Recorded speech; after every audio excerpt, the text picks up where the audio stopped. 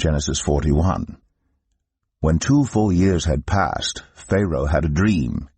He was standing by the Nile when out of the river there came up 7 cows, sleek and fat, and they grazed among the reeds. After them 7 other cows, ugly and gaunt, came up out of the Nile and stood beside those on the river bank. And the cows that were ugly and gaunt ate up the 7 sleek, fat cows. Then Pharaoh woke up. He fell asleep again and had a second dream.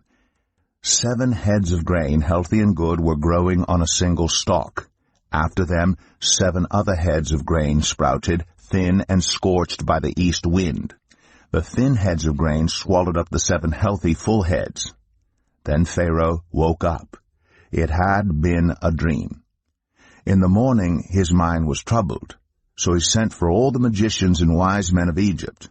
Pharaoh told them his dreams, but no one could interpret them for him. Then the chief cupbearer said to Pharaoh, "Today I am reminded of my shortcomings. Pharaoh was once angry with his servants, and he imprisoned me and the chief baker in the house of the captain of the guard. Each of us had a dream the same night, and each dream had a meaning of its own. Now a young Hebrew was there with us, a servant of the captain of the guard. We told him our dreams, and he interpreted them for us, giving each man the interpretation of his dream. And things turned out exactly as he interpreted them to us. I was restored to my position, and the other man was impaled." So Pharaoh sent for Joseph, and he was quickly brought from the dungeon. When he had shaved and changed his clothes, he came before Pharaoh. Pharaoh said to Joseph, "I had a dream, and no one can interpret it. But I have heard it said of you that when you hear a dream you can interpret it." "I cannot do it," Joseph replied to Pharaoh, "but God will give Pharaoh the answer he desires." Then Pharaoh said to Joseph, "In my dream I was standing on the bank of the Nile, when out of the river there came up 7 cows, fat and sleek, and they grazed among the reeds. After them 7 other cows came up, scrawny and very ugly and lean. I had never seen such ugly cows in all the land of Egypt. The lean, ugly cows ate up the 7 fat cows that came up first. But even after they ate them, no one could tell that they had done so. They looked just as ugly as before. Then I woke up. In my dream I saw 7 heads of grain, full and good, growing on a single stalk. After them 7 other heads sprouted, withered and thin and scorched by the east wind. The thin heads of grain swallowed up the 7 good heads. I told this to the magicians, but none of them could explain it to me." Then Joseph said to Pharaoh, "The dreams of Pharaoh are one and the same. God has revealed to Pharaoh what he is about to do. The 7 good cows are 7 years, and the 7 good heads of grain are 7 years. It is one and the same dream. The 7 lean, ugly cows that came up afterward are 7 years, and so are the 7 worthless heads of grain scorched by the east wind. They are 7 years of famine. It is just as I said to Pharaoh. God has shown Pharaoh what he is about to do. 7 years of great abundance are coming throughout the land of Egypt, but 7 years of famine will follow them. Then all the abundance in Egypt will be forgotten, and the famine will ravage the land. The abundance in the land will not be remembered, because the famine that follows it will be so severe. The reason the dream was given to Pharaoh in 2 forms is that the matter has been firmly decided by God, and God will do it soon. And now let Pharaoh look for a discerning and wise man, and put him in charge of the land of Egypt. Let Pharaoh appoint commissioners over the land to take 1/5 of the harvest of Egypt during the 7 years of abundance. They should collect all the food of these good years that are coming, and store up the grain under the authority of Pharaoh to be kept in the cities for food. This food should be held in reserve for the country to be used during the 7 years of famine that will come upon Egypt, so that the country may not be ruined by the famine." The plan seemed good to Pharaoh and to all his officials. So Pharaoh asked them, "Can we find anyone like this man, one in whom is the Spirit of God?" Then Pharaoh said to Joseph, "Since God has made all this known to you, there is no one so discerning and wise as you. You shall be in charge of my palace, and all my people are to submit to your orders. Only with respect to the throne will I be greater than you." So Pharaoh said to Joseph, "I hereby put you in charge of the whole land of Egypt." Then Pharaoh took his signet ring from his finger and put it on Joseph's finger. He dressed him in robes of fine linen and put a gold chain around his neck. He had him ride in a chariot as his second in command, and people shouted before him, "Make way!" Thus he put him in charge of the whole land of Egypt. Then Pharaoh said to Joseph, "I am Pharaoh, but without your word no one will lift hand or foot in all Egypt." Pharaoh gave Joseph the name Zaphenath-Paneah, and gave him Asnath, daughter of Potipherah, priest of On, to be his wife. And Joseph went throughout the land of Egypt. Joseph was 30 years old when he entered the service of Pharaoh, king of Egypt. And Joseph went out from Pharaoh's presence and traveled throughout Egypt. During the 7 years of abundance the land produced plentifully. Joseph collected all the food produced in those 7 years of abundance in Egypt and stored it in the cities. In each city he put the food grown in the fields surrounding it. Joseph stored up huge quantities of grain, like the sand of the sea. It was so much that he stopped keeping records because it was beyond measure. Before the years of famine came, 2 sons were born to Joseph by Asnath, daughter of Potipherah, priest of On. Joseph named his firstborn Manasseh and said, "It is because God has made me forget all my trouble and all my father's household." The second son he named Ephraim, and said, "It is because God has made me fruitful in the land of my suffering." The 7 years of abundance in Egypt came to an end, and the 7 years of famine began, just as Joseph had said. There was famine in all the other lands, but in the whole land of Egypt there was food. When all Egypt began to feel the famine, the people cried to Pharaoh for food.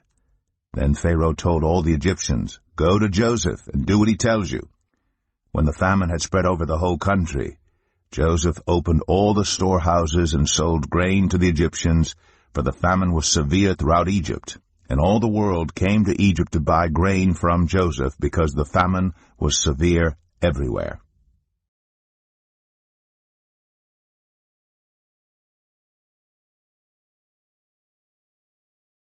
Genesis 42. When Jacob learned that there was grain in Egypt, he said to his sons, "Why do you just keep looking at each other?" He continued, "I have heard that there is grain in Egypt. Go down there and buy some for us so that we may live and not die." Then 10 of Joseph's brothers went down to buy grain from Egypt. But Jacob did not send Benjamin, Joseph's brother, with the others because he was afraid that harm might come to him. So Israel's sons were among those who went to buy grain, for there was famine in the land of Canaan also. Now Joseph was the governor of the land, the person who sold grain to all its people. So when Joseph's brothers arrived, they bowed down to him with their faces to the ground. As soon as Joseph saw his brothers, he recognized them. But he pretended to be a stranger and spoke harshly to them. "Where do you come from?" he asked. "From the land of Canaan," they replied, "to buy food." Although Joseph recognized his brothers, they did not recognize him. Then he remembered his dreams about them and said to them, "You are spies. You have come to see where our land is unprotected." "No, my lord," they answered, "your servants have come to buy food. We are all the sons of one man. Your servants are honest men, not spies." "No," he said to them, "you have come to see where our land is unprotected." But they replied, "Your servants were 12 brothers, the sons of one man, who lives in the land of Canaan. The youngest is now with our father, and one is no more." Joseph said to them, "It is just as I told you. You are spies, and this is how you will be tested. As surely as Pharaoh lives, you will not leave this place unless your youngest brother comes here. Send one of your number to get your brother. The rest of you will be kept in prison, so that your words may be tested to see if you are telling the truth. If you are not, then, as surely as Pharaoh lives, you are spies." And he put them all in custody for 3 days. On the 3rd day, Joseph said to them, "Do this and you will live, for I fear God. If you are honest men, let one of your brothers stay here in prison, while the rest of you go and take grain back to your starving households. But you must bring your youngest brother to me, so that your words may be verified and that you may not die." This they proceeded to do. They said to one another, "Surely we are being punished because of our brother.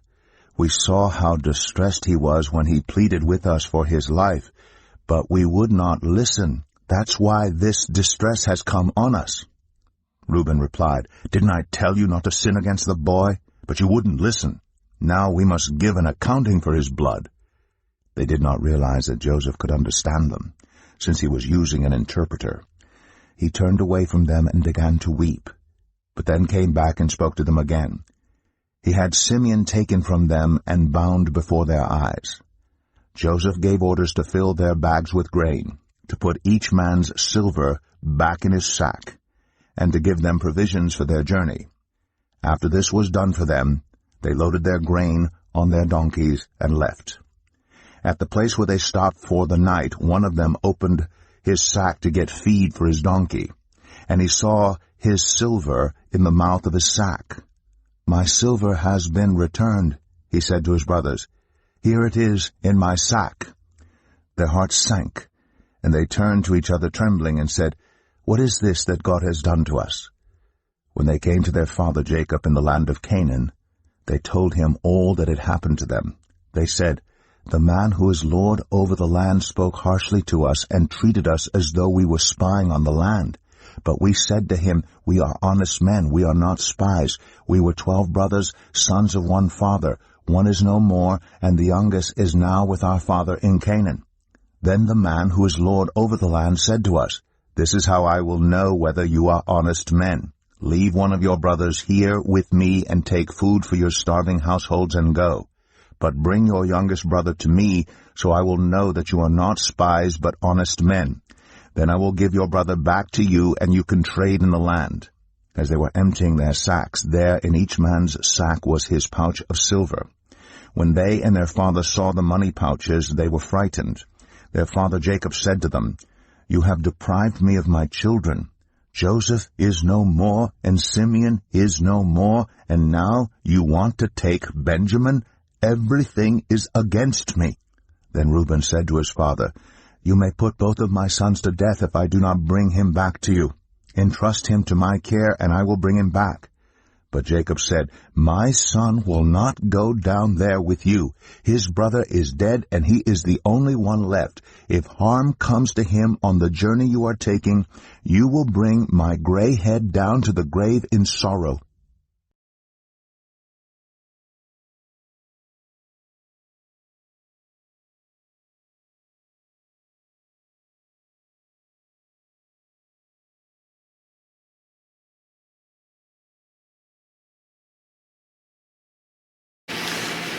Hi guys, welcome back to God's Faith and Love, where we read 2 chapters out of the Bible a day, and we pick up something interesting or something that stands out to us. So today we are reading in Genesis 41 and Genesis 42. And what is interesting in Genesis 41, what I found interesting, is starting in verse 38. So Pharaoh asked them, "We can't find anyone like this man, one in whom is in the Spirit of God." And then 39. Then Pharaoh said to Joseph, "Since God has made all this known to you, there is no one so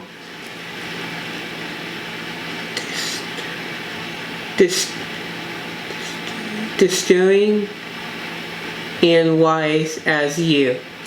You shall be in charge of my place, and all of my people are to submit to your orders. Only with respect only to the respect to the authority will I be greater than you." So this is really interesting. So this is Joseph. He's coming back. He's in prison, and a few years later, the cupbearer remembers Joseph and says the cupbearer toward the Pharaoh, I know a man who can interpret your dream that the Pharaoh is having. And Joseph comes to the Pharaoh and interprets the dream about the 7 bad years and the 7 good years that Egypt is going to have. And Joseph just simply says you have to find somebody who's responsible enough to do all these things.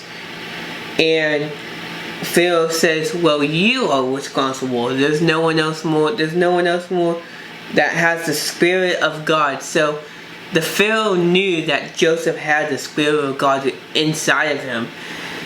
And Joseph got chosen by the Pharaoh to do this huge war, and so he became in charge of the 2nd highest person in Egypt, which is just amazing.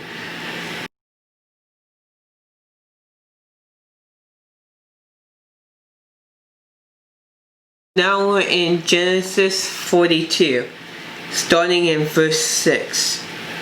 Now Joseph was the governor of the land, the one who sold grain to all his people. So when Joseph's brothers arrived, they bowed down to him with their face into the ground. Verse 7. As soon as Joseph saw his brothers, he recognized them, but he pretended to be a stranger and spoke harshly to them. Where do you come from? He asked. From the land of Canaan, they replied, to buy food. So this is very interesting and very important, because when Joseph had a second dream when he was living in Canaan with his family, he had a dream about his brothers where they all collected grain and they all bowed down to Joseph, and Joseph was higher than them all. And now here they are. His brothers bowed their faces to the ground to him. They did not realize who Joseph was, and they didn't recognize Joseph because he was around 30 years old when this happened. So Joseph recognized them, but they did not recognize Joseph. So this is very interesting and very important, that what God had in Joseph's vision earlier came through later on, and it came through in chapter 42 in Genesis. And then what's really interesting about this is verse 23. They did not recognize that Joseph could understand them, since he was using an interpreter.